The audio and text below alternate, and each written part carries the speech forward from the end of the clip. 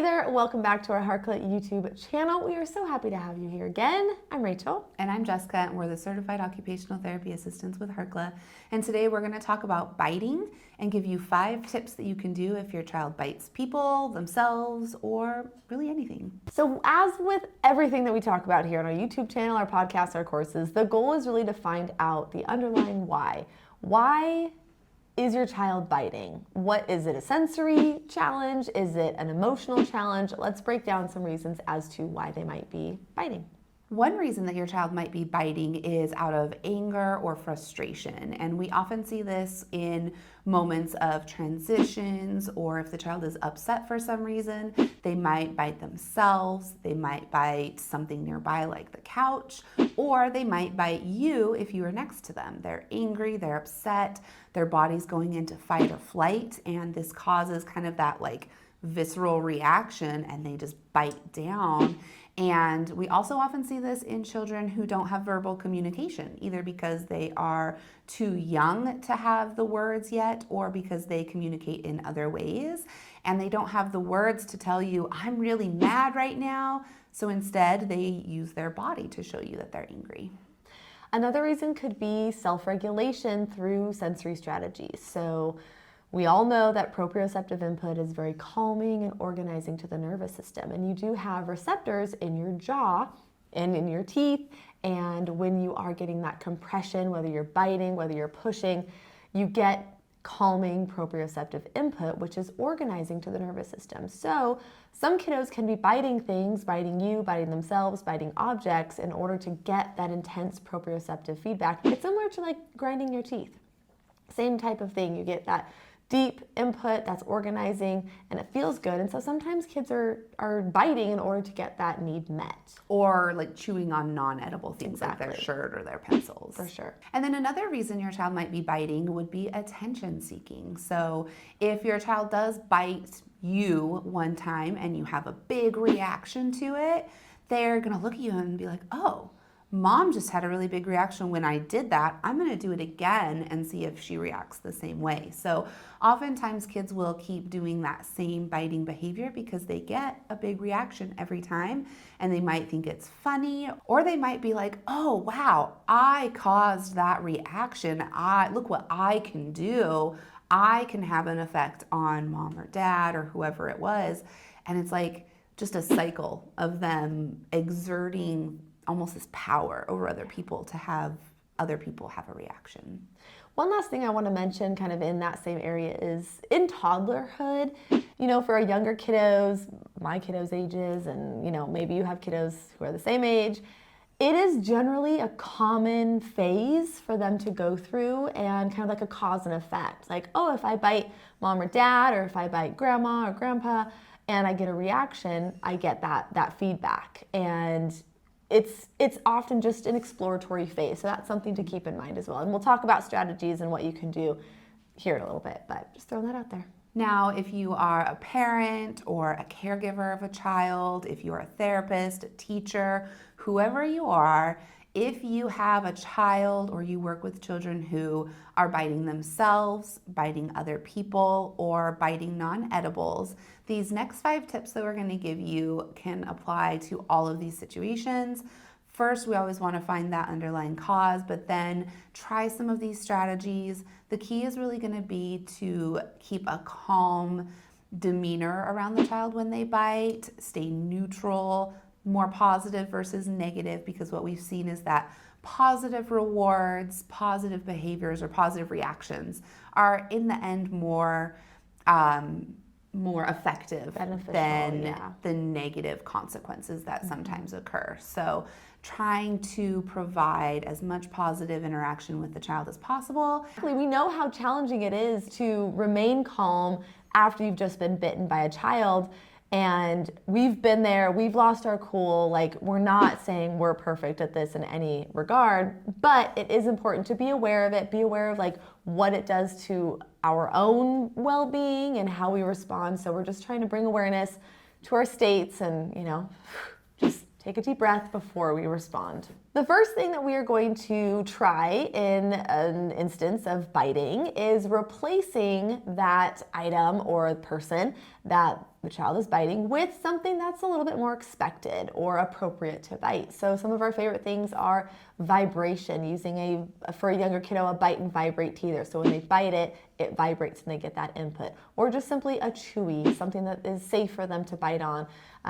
We can add more crunchy snacks or chewy snacks or beef jerky or fruit leather so they can really get that input that they're seeking in a more expected way. And I kind of like using that term. We've talked about this in other YouTube videos, but using expected versus appropriate and inappropriate, where it kind of takes that, what's the word? Blame. The blame off of the child. They're not necessarily doing anything wrong. They're just trying to meet that need in a certain way. And we've identified that it is a sensory need, so let's replace it with something that's more expected they can bite. Yeah, and this can be really helpful in moments of anger or frustration. If you have those other options available when your child starts to get frustrated and you can see that they're about to bite something themselves or you can pull that chew tube out and you can say, here you go, here's your chew tube, you can bite on this, you can chew on this when you're frustrated. And the trick here is to just be consistent with it. You need to have this item with you, as much as possible so that anytime your child goes into that place of where they're trying to bite, you have it available, it's consistent, it's expected, and it becomes a routine, and your child learns how to use that tool. You can also provide full body input as well, so we're not just focusing on the mouth, like that proprioception that they're seeking orally or to their jaw. We can do things like full body massage, or we can use a vibration tool like a Homedics vibration ball or like massager and massage their whole body. We can do joint compressions or massage, and we can really give them that full body input that might be able to help organize their nervous system in a state of fight or flight when they're biting. We also want to use very simple, direct language in these moments. So instead of trying to explain the situation to your child, just keep it very simple. We don't bite ourselves when we're angry, we can bite our chew tube. I don't like it when you bite me, you can bite this instead. Keep it very simple, neutral tone. Again, going back to what we mentioned earlier, you need to stay as calm as possible, which is the hardest part. But with practice and consistency, it should get easier. The next strategy we want to identify a trigger is a light flickering that's sending them into fight or flight and they're biting. Are we taking away a preferred item? Are we turning off the TV and they're getting frustrated and they're biting? Are their socks irritating them? The seams are bothering them, so they're frustrated as soon as you put them on. So we need to identify the trigger if we can, if there is a reason, and then we can kind of proceed appropriately and implement the right tool. So you can use a replacement strategy in those situations like we just mentioned and see if that kind of meets that need and helps them appropriately. Yeah, if you find out that your child is biting or chewing because they're trying to regulate themselves throughout the day, having that replacement is really, really important throughout the day. So I've talked about this before, but my son, who's 10, is an oral seeker. And so he chews on things throughout the day to help his body feel more regulated. And our replacement strategy that we've found the most effective for him is to have gum. We have gum in the car, he has gum in his backpack, we have it in various places around the house so that it's always available for him. And if he does start chewing on his fingers or his shirt, I can just cue him and say, hey, why don't you go grab a piece of gum? Or sometimes he'll do it independently because we've been consistent with it. And so those are really just the keys. You need to have that replacement available and you need to be consistent once you've figured out the reason for the biting or the chewing. In a perfect world, we can teach them to advocate for their needs, whether they communicate verbally or whether they use an AAC device or sign language. We can teach them to advocate for their needs and identify, I need gum, or I need a chewy, or I need vibration, I need a hug. Whatever it is that you found that works for them, teaching them to advocate for those needs. Ideally, proactively rather than reactively. So before they feel like they need to bite, rather than after they've already bitten. And it kind of really depends on the strategy that works and the strategy that doesn't work, and a lot of trial and error as well. It's tough, but we're gonna figure it out. Another thing here is that once you've identified the trigger and you understand why your child is biting, it really helps you to empathize with your child. Instead of thinking of your child as being bad or naughty for this biting behavior, it's more like, oh, they're trying to meet a need. There's an unmet need. There's an that they're unmet trying to need, fit. yeah. Or they're going into fight or flight, or they're angry. It can help you as the caregiver, therapist, parent feel a little bit more calm about the situation because you realize that the child's not doing this on purpose. They're not trying to be bad or mean. It's just an unmet need that needs to be met, and it's your job as the adult to help them meet that need. The next tip is to incorporate and add more oral motor input into their daily routine. We've kind of touched on this briefly, but we want to make sure that we're meeting that need, that oral proprioceptive need, throughout the day. So this can be things like drinking a smoothie in the morning through a straw, drinking cold water through a straw throughout the day. You know, picking sensory snacks. We can have carrots that are really crunchy, or jerky or fruit leather if they're safe, or crackers, things that they really have to crunch and munch on, and they're more resistive. So we can add that type of input, a vibrating toothbrush, or just a toothbrush in general, that they can get lots of input, a tongue scraper. We can add this input into their routine, and it will ideally help meet that need throughout the day proactively, like I mentioned. Another really fun one that is a hit with pretty much every single kid we've done this with is Bubble Mountain. And if you've watched some of our videos before, you have heard us talk about this, but you are going to get a bowl, fill it up about halfway with water, squirt some dish soap in, grab a straw, and blow into the soapy water. You're going to create this big bubble mountain, and teaching your child how to blow into the straw and create this really fun bubble mountain not only provides a lot of oral motor input, but it's also great for regulation because it forces your child to take really good deep breaths in and out. And that in and of itself is regulating to the nervous system. So incorporate Bubble Mountain into the daily routine. Look at the food your child's eating and see if you can add more crunchy, chewy, resistive foods. Have gum and chew tubes available throughout the day for meeting that sensory need, or to use when angry or upset as a replacement option instead of biting. If we've decided that it is an attention-seeking behavior, it is a phase that they're going through, we want to carefully use our words to make sure that we're not drawing more negative attention to it and it's causing them to want to do it more. So something that I've always liked, and it's always helped when a kiddo is doing something like that to me in the clinic setting, is saying like, I don't want to play with you when you bite me. And it seems to click when we connect it with that feeling or that emotion of like, well, why don't you want to play with me? You know, because that's our job. We love to play with kids. And so when we can communicate that, I don't want to play with you when you bite me, or ouch, that hurts, and then get up and walk away.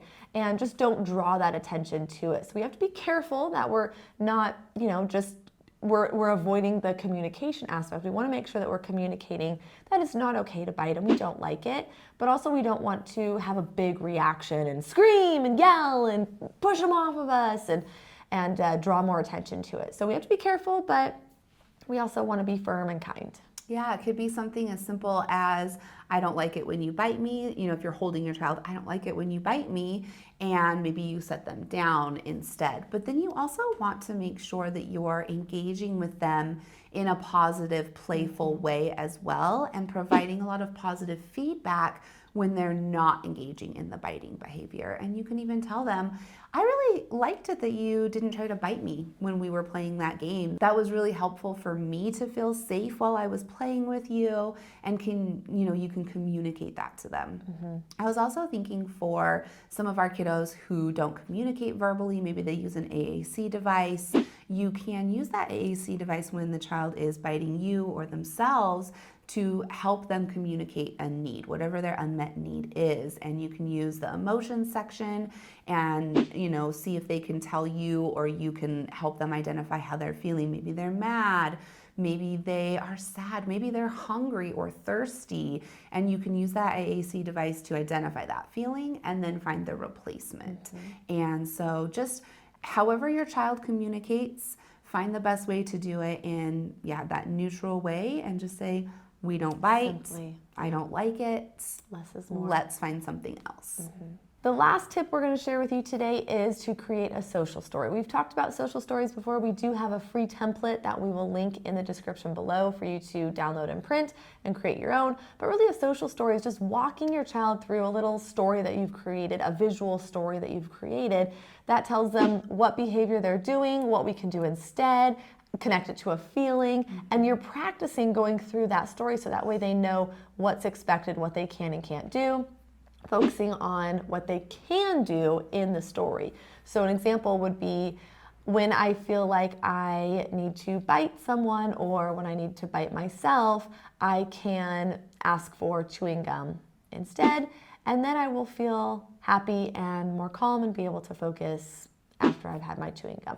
And you have to break down the language, like Jessica just mentioned, however it's appropriate for the child and whatever level they're at for communication, but walking them through what positive thing that they can do instead. Sometimes we call them like a sensory story because generally they're gonna provide a sensory strategy in there as well. I think it's important to also include the emotion at the beginning of the sensory story of why the child is biting. So if you've identified that your child bites when they are angry, include that into the social story and say, sometimes I feel angry and I feel like I want to bite something or I want to bite myself. Biting myself is not safe. Here are the strategies, like Rachel mentioned, have those strategies in there with the emotion that they will hopefully feel after they've used a strategy to meet their need. And I mean, if it's an attention one, you could even include that in the social story. So it says, sometimes I want attention from mom, so I bite her, and go on with your social story from there. And just, it's very simple, but it's very direct. It's not avoiding anything, and it's very neutral. So it's not placing that blame. It's just showing what's happening and what can be done to replace it. Yep.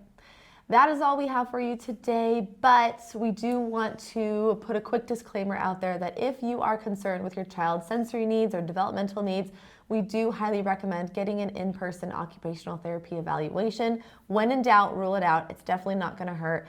Find a therapist who specializes in sensory processing, sensory integration, ask them, interview them, and make sure that it is a good fit. But if you have concerns at all, please, please, please find an OT near you and get in touch with them.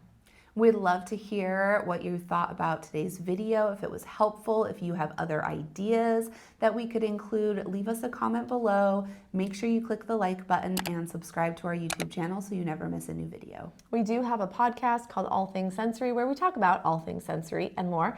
And we'd love it if you would listen there. It's on all major podcast platforms. Check it out. We have, over 200 and something episodes. There's a lot of topics there. Yep. All right, thanks for being here, and we will see you next time.